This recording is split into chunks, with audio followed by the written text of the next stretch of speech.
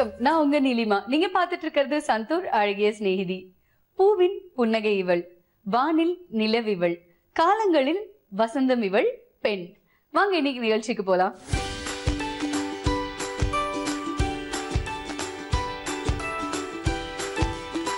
Easy மெத்தட்ல வந்து ஒரு கேலண்டர் வந்து எப்படி செய்யலாம் அப்படின்னு காட்ட போறேன். வீட்டில் இருக்க பொருள்களை வச்சு நம்ம கழுத்து பராமரிப்பது எப்படின்றது தான் இன்றைக்கி நம்ம பார்க்க போகிறோம். குண்டா இருக்கிறத எப்படி கொஞ்சம் ஒல்லியாக தெரியறதுக்கு இந்த மாதிரி சாரி ஸ்டைல் கட்டலாம்னு நம்ம இன்னைக்கு பார்க்க போகிறோம். பையன் வந்து அப்பாவை பார்த்து அப்பா யூஆர் இடியட் அப்பா அப்படின்றத வந்து அதை இடியட் அப்படின்னு சொல்கிறாங்க அப்படின்றத நாம் என்ன நினைக்கிறோன்னா பெருமை, ஏய் you calling me an idiot, I will call you stupid அப்படிங்கிறோம். ஸோ இது வந்து உரிமை கிடையாது, இது வந்து நோ ஃப்ரீடம். இதில் வந்துட்டு நாம் வந்து சில விஷயங்களை தப்பான முறையில் நமக்கு தெரியாமலே அடுத்த ஜென்ரேஷனில் நம்ம சொல்லிட்டு இருக்கோம். இன்னைக்கு வீட்டுக்கலை பதில நம்ம பார்க்க போறது வாலி பெயிண்டிங்ல செஞ்ச கேலண்டர். அது எப்படி செய்யறதுன்னு சொல்றாங்க, பாருங்க.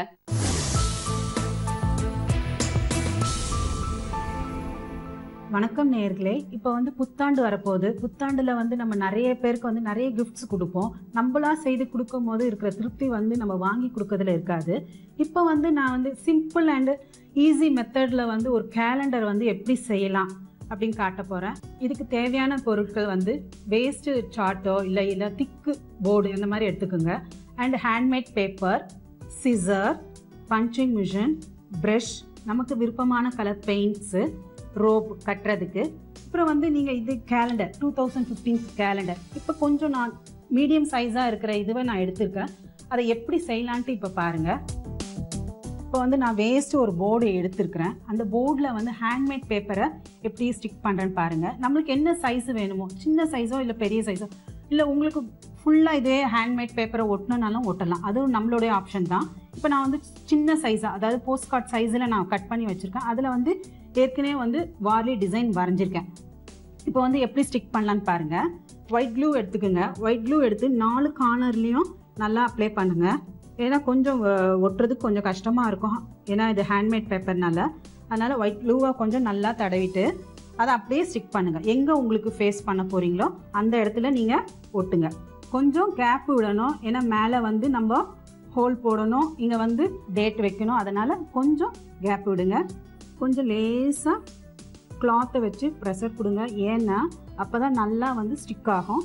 ஸ்டிக் பண்ணி முடித்த உடனே இப்போ நான் ஏற்கனவே உங்களுக்கு 2-3 ட்ராயிங் போட்டு வச்சுருக்கேன். அதில் எப்படி பெயிண்ட் பண்ணுறது பாருங்கள். இதுக்கு வந்து நான் யூஸ்வலாக இப்போ வந்து பிளாக் கலர் எடுத்துருக்கிறேன். அதை வந்து நீங்கள் 000 இல்லை 1 அந்த மாதிரி ப்ரெஷ்ஷை எடுத்து வரைங்க. ஒரு ரவுண்டு போட்டுக்கோங்க. ரவுண்டு போட்டுட்டு கழுத்து, அப்புறம் 2 ட்ரையாங்கிள் போட்டுக்குங்க.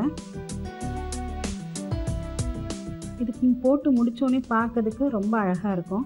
அதே மாதிரி இது வந்து ஒரு லேடியாக வரைஞ்சிருக்கிறேன். இந்த லேடிக்கு வந்து ஒரு சின்ன ஒரு கொண்ட மாதிரி ஒன்று போட்டாலே அது ஒரு லேடி ஆகிடும். இது வந்து 2 ஆந்து ஒரு சின்ன பிள்ளை மாதிரி வரைஞ்சிருக்கிறேன். உங்களுக்கு எக்ஸ்ட்ராவாக நிறையா வேணும்னா கூட மரம் இல்லை கீழே ஒரு புல், அந்த மாதிரி நமக்கு எது தேவையோ அந்த மாதிரி வரையலாம்.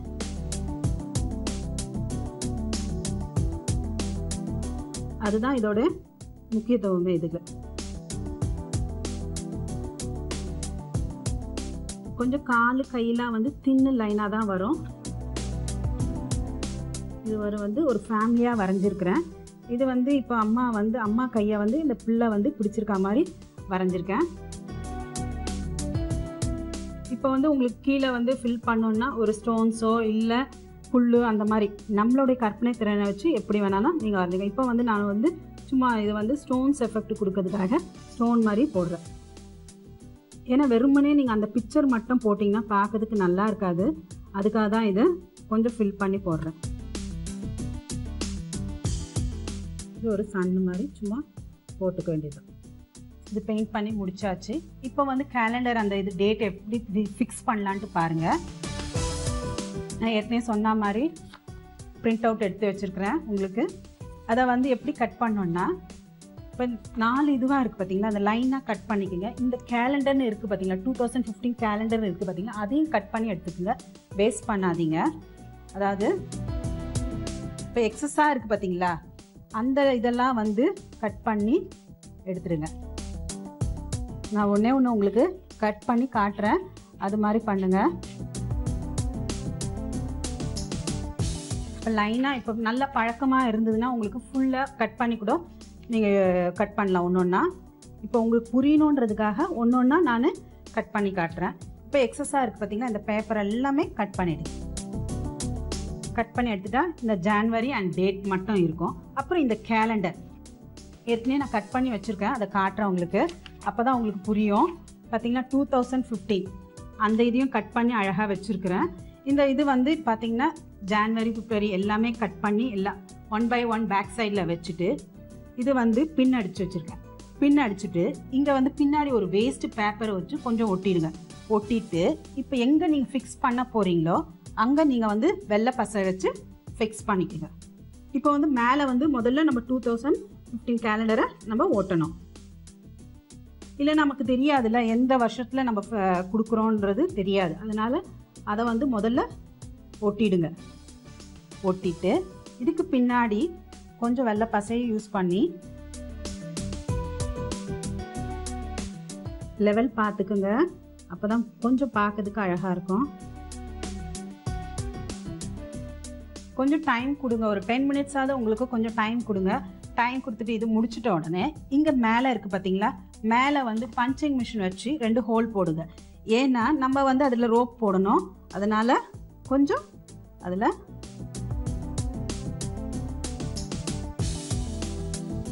உங்களுக்கு எவ்வளோ கேப் வேணுமோ அந்த இதுக்கு நீங்கள் இது போட்டுக்குங்க. அதுக்கப்புறம் இந்த மாதிரி ரெட் கலர் ரோப்பு கடையில் எல்லா கிராஃப்ட் ஷாப்லேயும் இருக்கும். அதுக்கு நமக்கு தேவையான அளவை நம்ம கட் பண்ணிவிட்டு ஒரு நாட் போட்டுக்கோங்க. சாதாரண ஒரு நாட் தான். அந்த நாட்டை போட்டுட்டு பேக் சைடில் வந்து நாட் இருக்கணும், ஒரு பக்கம் எடுத்து விட்டுருங்க. அப்புறம் திரும்ப இந்த ஹோலுக்கு பார்த்தீங்களா, இந்த ஹோல்லையும் போட்டு ஒரு நாட் போட்டுருங்க. நாட் போட்டுட்டிங்கன்னா உங்களுக்கு ஹேங்கிங் பண்ணுறதுக்கு அழகான ஒரு கேலண்டர் ரெடி ஆயிடுச்சு. இது கொஞ்சம் டைம் கொடுங்க, அப்போ தான் விழாமல் இருக்கும். என்ன நேயர்களே, உங்களுக்கு வந்து இந்த கேலண்டர் வந்து எப்படி செய்யலான்னு தெரிஞ்சிருக்கும் உங்களுக்கு. இப்போ வந்து நான் வந்து இது வந்து உங்களுக்காக வந்து வார்லி டிசைன் பண்ணியிருக்கேன். இப்போ பார்த்தீங்கன்னா இது இல்லை, சில பேர் வந்து ரொம்ப சுவாமி பக்தியோடு இருப்பாங்க, அவங்களுக்கு வந்து இந்த மாதிரி ஒரு கணேஷா வச்சு கொடுக்கலாம். அப்படி இல்லை உங்களுக்கு ஒரு க்ளோஸ் ஃப்ரெண்டு இருக்கான்னு வச்சுக்கலாம், எப்பயாவது எடுத்த பழைய ஃபோட்டோஸ் இருக்கும், அந்த ஃபோட்டோஸை வந்து நம்ம வந்து பிரிண்ட் அவுட், அதாவது பிளாக் அண்ட் ஒயிட் மாதிரி நினைவுகள், பழைய நினைவுகளை நம்ம காட்டுற மாதிரி இருக்கும். அந்த பழைய நினைவுகளை வந்து இந்த கேலண்டர்லேயே கொண்டு வரலாம். அதாவது பார்த்திங்கன்னா இந்த பிளாக்கு, இந்த க்ரீமு, இந்த ஃபோட்டோ வந்து பிரிண்ட் அவுட் ஃபோட்டோ தான், பிளாக் அண்ட் ஒயிட்டாக எடுத்து பழைய நினைவுகளோடு கொடுக்கும்போது அவங்களுக்கும் சந்தோஷமாக இருக்கும், நமக்கும் சந்தோஷமாக இருக்கும். என்ன நேயர்களே, உங்கள் எல்லாருக்கும் இந்த கேலண்டர் ரொம்ப பிடிச்சிருக்கும். நீங்களும் இந்த 2015 வந்து இதை செய்து உங்கள் ஃப்ரெண்ட்ஸ் சர்க்குலர்லையும் கொடுத்து பாருங்கள். அடுத்த நிகழ்ச்சியில் வேற ஒரு கிராஃப்டோட உங்களை சந்திக்கிறேன். நன்றி, வணக்கம். என்னங்க, ரொம்ப அழகான கியூட்டான வாலி பெயிண்டிங்ல கேலண்டர் எப்படி செய்யறதுன்னு கத்துக்கிட்டீங்க இல்லையா? வாங்க அடுத்த பகுதிக்கு போலாம். இன்னைக்கு அழகும் ஆரோக்கியமும் பகுதியில நம்ம பார்க்க போறது அழகு குறிப்பு. குறிப்பா கழுத்தை சுத்தி இருக்கிற பகுதியை எப்படி பாதுகாக்கிறதுன்னு சொல்றாங்க, பாருங்க. வணக்கம் நேர்களே, இந்த நிகழ்ச்சியில் நம்ம பார்க்க போகிறது கழுத்தை எப்படி பராமரிக்கிறது. வீட்டில் இருக்க பொருள்களை வச்சு நம்ம கழுத்து பராமரிப்பது எப்படின்றது தான் இன்றைக்கி நம்ம பார்க்க போகிறோம். தேவையான பொருட்கள், இதுக்கு பால் ஏடு இல்லைன்னா ஃப்ரெஷ் க்ரீம், கடையில் விற்கிற ஃப்ரெஷ் க்ரீம் எடுத்துக்கோங்க. அடுத்தது வந்து கஸ்தூரி மஞ்சள், கடலை மாவு. இந்த கடலை மாவு வந்து நீங்கள் வந்து பாக்கெட்டில் கடையில் விற்கிற கடலை மாவும் வாங்கிக்கலாம், இல்லைன்னா நம்ம கடலை பருப்பை எடுத்து மிக்சியில் அரைச்சி பவுடராகவும் ஆக்கிக்கலாம். ஸோ இந்த 3 வச்சு தான் நான் வந்து எப்படி கழுத்தை வந்து பராமரிக்கிறதுன்றதை இப்போ சொல்ல போகிறேன். இந்த ஃப்ரெஷ் க்ரீம் இருக்கு இல்லையா, ஸோ இதை வந்து ஒரு 2 ஸ்பூன் எடுத்துக்கோங்க. இந்த ஃப்ரெஷ் க்ரீம், அதாவது நீங்கள் கடலை விற்கிற ஃப்ரெஷ் க்ரீமாகவும் இருந்தாலும் சரி, இல்லை நம்ம பாலில் எடுக்கிற அந்த பாலாடை க்ரீமாகவும் இருந்தாலும் சரி, ஒரு 2 ஸ்பூன் எடுத்துக்கோங்க. அடுத்தது கஸ்தூரி மஞ்சள் 1 ஸ்பூன். ஏன்னா நெக்கு வந்து நம்ம கழுத்தை வந்து ஃப்ரண்ட்லேயும் பேக்லேயும் கான்சன்ட்ரேட் பண்ண போகிறோம். ஸோ நல்ல 1 ஸ்பூன் கஸ்தூரி மஞ்சள் எடுத்திருக்கேன். அடுத்தது 1 ஸ்பூன் கடலை மாவு. ஸோ கஸ்தூரி மஞ்சள் எவ்வளோ ஸ்பூன் எடுக்கிறீங்களோ அதே ஷேரிங் அளவுக்கு கடலை மாவும் எடுத்துக்கோங்க. ஸோ 1 ஸ்பூன் கடலை மாவு எடுத்தாச்சு. ஸோ இந்த ஃப்ரெஷ் க்ரீம், அதாவது பால் ஏடு ப்ளஸ் கடலை மாவு, கஸ்தூரி மஞ்சள், இந்த 3யும் தான் நம்ம இப்போ மிக்ஸ் பண்ணி நல்ல ஒரு நெக் பேக் தயாரிச்சிட்ருக்கோம். இந்த மிக்சரை வந்து க்ரீம் பத்தலைன்னா, ஏன்னா நம்மளுக்கு ரொம்ப லிக்விடேட்டாக இருக்கக்கூடாது, பட் இன்னும் கொஞ்சம் க்ரீம் வேணும்னா சேர்த்துக்கலாம். இந்த ஃப்ரெஷ் க்ரீமை ஆட் பண்ணிக்கிறேன். ஸோ பால் ஏடு இல்லைன்னா ஃப்ரெஷ் க்ரீம், கஸ்தூரி மஞ்சள், கடலை மாவு, இது மூணுத்தையும் தான் நான் நல்லா இப்போ உங்களுக்கு மிக்ஸ் பண்ணிகிட்ருக்கேன். நல்ல பிளெண்ட் ஆகணும், அதுதான் ரொம்ப முக்கியமான விஷயம். கஸ்தூரி மஞ்சள் வந்து நல்ல உங்களுக்கு வந்து ஒரு நல்ல ஸ்மெல், வாசனை கொடுக்க வேண்டிய ஒரு விஷயம், அது நல்லா கொடுக்குது. அடுத்தது கடலை மாவு. ஸோ எதுக்கு வந்து நான் கடலை மாவு இதில் யூஸ் பண்ணுறேன் அப்படின்னா, உங்களுக்கு வந்து நல்ல ஒரு சாஃப்ட்னஸ் கொடுக்கும். கடலை மாவு நல்ல ஷைனிங்காகவும் சாஃப்ட்னஸ் கொடுக்கும். இந்த கஸ்தூரி மஞ்சள் வந்து உங்களுக்கு ஒரு நல்ல ஆன்டிசெப்டிக் பவுடர், ப்ளஸ் உங்களுக்கு வந்து இந்த கருமை நிறை மறையிறதுக்கு ரொம்ப யூஸ்ஃபுல்லாக இருக்கும். அடுத்தது நான் சேர்த்துருக்கிறது ஃப்ரெஷ் க்ரீம் இல்லை அந்த பாலாடை க்ரீம், அது வந்து உங்களுக்கு நல்ல ஒரு மாய்ஸ்சரைசிங் கொடுக்கும். ஸோ இந்த 3 மிக்சரை தான் நம்ம வந்து நெக் பேக்குக்கு யூஸ் பண்ண போகிறோம். இதை வந்து நல்லா வந்து நெக்கு குளிக்கிறதுக்கு முன்னாடி இல்லைன்னா இரவு படுக்கிறதுக்கு முன்னாடி நல்ல பேக்லேயும் ஃப்ரண்ட்லேயும் கழுத்தை கான்சென்ட்ரேட் பண்ணி ஃபோக்கஸ் பண்ணி நீங்கள் அதில் வந்து நீங்கள் அப்ளை பண்ணிவிட்டு ஒரு 10 to 15 மினிட்ஸ் ஊற வச்சிங்கன்னா உங்களுடைய கழுத்தில் இருக்கிற அந்த கருமை நிறம் ஃபஸ்ட்டு மறையும். அடுத்தது உங்களுக்கு அந்த லைன்ஸ் மாதிரி ஒரு கோடு கோடாக உங்களுக்கு தெரியும், வரிகள் மாதிரி. ஸோ அது மறையும். ப்ளஸ் உங்களுக்கு வந்து சின்ன சின்ன ஒரு மரு இல்லை வேறு ஏதாச்சும் ஒரு வேர்க்குறி மாதிரி இருந்தாலும் இது வந்து போக்குறதுக்கு நிறைய சான்சஸ் இருக்குது. ஸோ இந்த முறையை வந்து நீங்கள் வந்து தொடர்ந்து பண்ணிக்கிட்டே வந்தீங்கன்னா உங்களோட கழுத்தும் ஃபேஸும் ரெண்டும் ஈவன் டோனாக ஒரே கலராக இருக்கும். என்ன நேயர்களே, இந்த கழுத்தை பராமரிக்கிறது எப்படின்ற நான் சொன்ன இந்த நிகழ்ச்சியில் வந்து உங்களுக்கு ரொம்ப பயனுள்ளதாகவும் ஈஸியாகவும் இருக்கும்னு நினைக்கிறேன். மீண்டும் அடுத்த நிகழ்ச்சியில் சந்திக்கிறேன். வணக்கம். என்னங்க, நெக்ஸ்ட் சம்பந்தப்பட்ட விஷயங்கள்லாம் தெரிஞ்சுக்கிட்டீங்க இல்லையா? உங்க எல்லாருக்குமே ரொம்பவே பிடிச்சிருக்கும் நம்புறேன். வாங்க அடுத்த பகுதிக்கு போலாம். இன்னைக்கு ஃபேஷன் உலகம் பகுதியில நம்ம பார்க்க போறது எந்த மாதிரியான சாரீஸ் அணிஞ்சா நம்ம ஸ்லிம்மா தெரியும் அப்படிங்கிறது. நிறைய பேர் இந்த பகுதியை பார்க்க ஆவலா காத்துட்டு இருக்கீங்கன்னு எனக்கு தெரியும். வாங்க பகுதிக்கு போலாம். வணக்கம் நேயர்களே, இன்னைக்கு நம்ம வித்தியாசமான ஒரு சாரி ஸ்டைல் பார்க்க போறோம். இது வந்து குண்டா இருக்குது எப்படி கொஞ்சம் ஒல்லியாக தெரியறதுக்கு இந்த மாதிரி சாரீ ஸ்டைல் கட்டலாம்னு நம்ம இன்றைக்கி பார்க்க போகிறோம். இது வந்து ரொம்ப சிம்பிளான ஒரு ஸ்டைலிங் தான். இது என்ன சாரீ வேணாலும் யூஸ் பண்ணிக்கலாம், பட் ரொம்ப ஹெவி வெயிட் சாரீ இருக்கக்கூடாது. இதுக்கு யூஸ் பண்ணது வந்து இந்த மாதிரி ஜார்ஜெட் அல்லனா லைட் சில்க் அந்த மாதிரி மெட்டீரியல்ஸ் யூஸ் பண்ணால் கரெக்டாக இருக்கும். இதுக்கு தேவைப்பட்டது கொஞ்சம் நல்லா சேஃப்டி பின்ஸ், அதே மாதிரி இந்த லுக்குக்கு நல்ல பேங்கிள்ஸ், அது இயரிங்ஸ், அந்த மாதிரி எல்லாமே கொஞ்சம் அந்த லுக்கு கிடைக்கிறதுக்கு எப்படி யூஸ் பண்ணலாம்னு பார்க்குறேன். இந்த லுக்கு கிடைக்கிறதுக்கு நமக்கு தேவைப்பட்டது இந்த மாதிரி பேங்கிள்ஸ், ஸ்டோன் ஸ்டடட் பேங்கிள்ஸ், அதே மாதிரி இந்த jhumki earrings, traditional rings, and நம்ம எப்போவுமே ஃபேவரட் டிஃப்ரெண்ட் கலர்ஸில் பிந்தீஸ். அதே மாதிரி சேஃப்டி பின்ஸ் இந்த லுக்கு கிடைக்கிறதுக்கு பின் பண்ணி ஒரு நீட் லுக்கு கிடைக்கிறதுக்கு டெஃபினட்டாக மீடியம் சைஸ் சேஃப்டி பின்ஸ் கூட இதுக்கு தேவை. இந்த சாரீ ட்ரேப்புக்கு நம்ம இப்போ ஒரு லைட் வெயிட் சாரீ யூஸ் பண்ணியிருக்கோம் ஜார்ஜெட்டில். அது கான்ட்ராஸ்ட் ப்ளீட்ஸ் மட்டும் கான்ட்ராஸ்டாக இருக்கும். Black and red combination with gold border. அதே மாதிரி ப்ளவுஸ் கூட பிளாக் அண்ட் ரெட் காம்பினேஷனில் ஒரு ப்ளவுஸை வித் பஃப் ஸ்லீவ்ஸ் யூஸ் பண்ணியிருக்கோம். இது நம்ம ஃபர்ஸ்ட் வந்து யூஸ்வலாக ட்ரேப் பண்ணது மாதிரி பண்ணோம். இப்படி ஃபர்ஸ்டில் ஒரு ரஃபாக இப்படி பண்ணிடுங்க. மெயினாக இந்த பல்லு எடுத்துட்டு, இது நம்ம பல்லுவில் இந்த சைட் கார்னர், இந்த கார்னரு லைட்டாக ப்ளீட் பண்ணிடுங்க. லைட்டாக இந்த கார்னர் கிடைக்கிறதுக்கு இது இப்படி கொஞ்சம் ப்ளீட் பண்ணி பேக்கில் இவ்வளோ லெங்க்த்தில் அப்படியே இதே மாதிரி பேக்கில் பின் பண்ணிக்கோங்க. அண்ட் ஷோல்டர் ஃபிக்ஸ் பண்ணதுக்கு ஷோல்டர்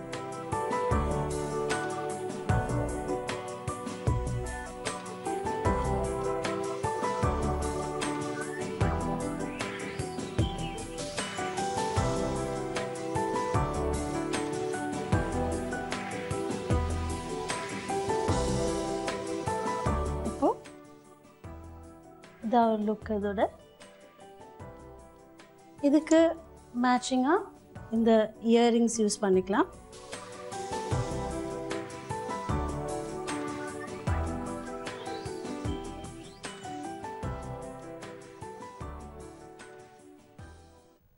இது ஜிம்கி ஸ்டைல் இயரிங்ஸு. இந்த ஜிம்கி ஸ்டைல் ரொம்ப பாப்புலராக இருக்குது. இது எல்லா சாரீஸ் கூட மேட்ச் ஆகிடும். நல்ல ஒரு ஸ்டைல் கூட இருக்குது. அதே மாதிரி எல்லா காம்பினேஷன்ஸ்க்கும் இந்த மாதிரி ஜிம்கிஸ் யூஸ் பண்ணிக்கலாம். இதுக்கு வந்து கொஞ்சம் கான்ட்ராஸ்டாக பேங்கிள்ஸ் கொடுக்குறேன். இது வந்து ஸ்டட்டட் பேங்கிள்ஸ். இந்த ஸ்டட்டட் பேங்கிள்ஸில் க்ரீன் காம்பினேஷன், பிகாஸ் இது ரெட் அண்ட் பிளாக் காம்பினேஷன் இருக்குது. அதனால் கொஞ்சம் கான்ட்ராஸ்டாக இது வந்து ஒரு green colour, green and gold காம்பினேஷனில் இந்த பேங்கிள்ஸை யூஸ் பண்ணிக்கலாம்.